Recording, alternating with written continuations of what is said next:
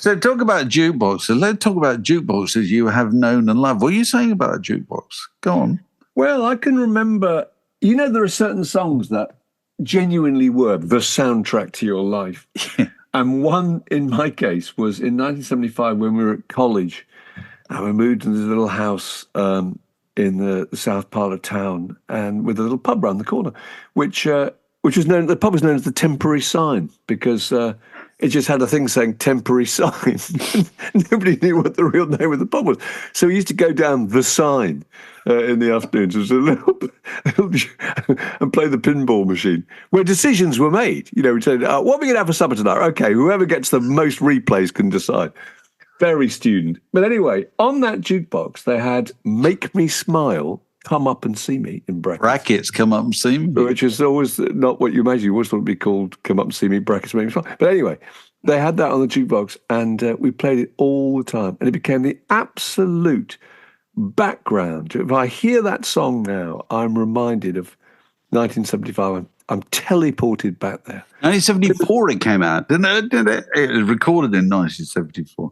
It's always one of my favourite examples of the difference, the fundamental difference between a record and a song. Yeah. And that was an absolute creation of the record, It was originally written by Steve Harley as a kind of really baleful, takedown, as we would call it nowadays, of the guys who had been in Cockney Rebel. And because didn't they complain that they weren't in on any of the songwriting credits? And he was going, "Well, I'm the songwriter, so if you don't like it, walk." And there was and he felt kind of the lyric is about sort of betrayal and being forsaken by these guys. That record, that song.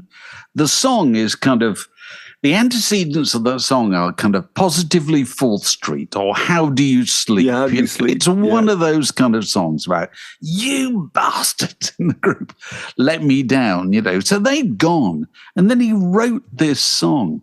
Only metal. He says, it's only metal. What a bore, which is about only money, isn't it? You're arguing about money. Yeah. And he only completed the lyrics on the way to the session at Abbey Road in 1974. And they used to work out the numbers with what were then the members of Cockney Rebel, by all sitting around the piano in Studio 2 while Steve played this song very slowly, and he had the drummer had a tambourine to try and set the tempo. And, of course, Alan Parsons, who was the producer, listened to it. And he made one of those interventions that producers can make from time to time. Very often, Nile Rodgers' favourite is always do the chorus first, what I mean? It's generally speaking, a fresh pair of ears comes to it and hears something different. And Alan Parsons said, why don't you do it a bit quicker? Do it a bit up-tempo. So they started playing it up-tempo. And they rather liked it. And it sounded more catchy if they did it up-tempo, And changed the emphasis, didn't he say, put the emphasis on do what you want, running wild? Is that right? You can Make Me Smile became the hook rather than Come Up and See Me.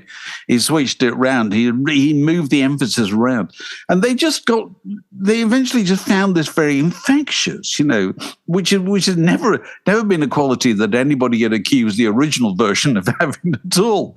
And to the extent that as they worked with it, they decided what it needed was girl singers. You know what I mean? So they brought in Tina Charles and Linda Lewis, these kind of people, to sing the la la la's. And before you know where you are, you've got a record that sounds perfect coming out of a jukebox on Corfu in the year 1974 or whatever.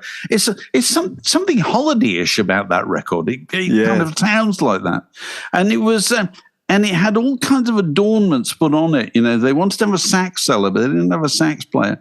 So Jim Cregan says, I'm going to do a guitar solo. But that guitar solo is pieced together from three different takes, wasn't it? Didn't it take about 2 days to put it together? Well, the thing that Alan Parsons very sweetly says, Jim can say he played it, but actually it was completely constructed. Nobody played it. Nobody played it. It was constructed, definitely. And the other thing... Also, it's played over a bridge sequence, which is absolutely amazing. Just a technical point. That song, normally you would play it over the verse or the chorus or whatever, but that's a bridge sequence, completely different set of chords. So it's got a really magical quality to it. It just transports the song somewhere else. And the other thing they did with it is he wanted to have those stops in it, those tacits, as they call them, And the only way to do that in those days, of course, nowadays, you can drop a silence into absolutely anything by just a few strokes on a keyboard. You couldn't do that in those days. So Alan Parsons had to take 2 days cutting in blank tape, perfectly timed. I think it's 4 times in that record it comes through, So those gaps in Come Up and See Me, Make Me Smile are part of the reason why DJs still, to this day, play it. Because they can play with that silence, you know what I mean?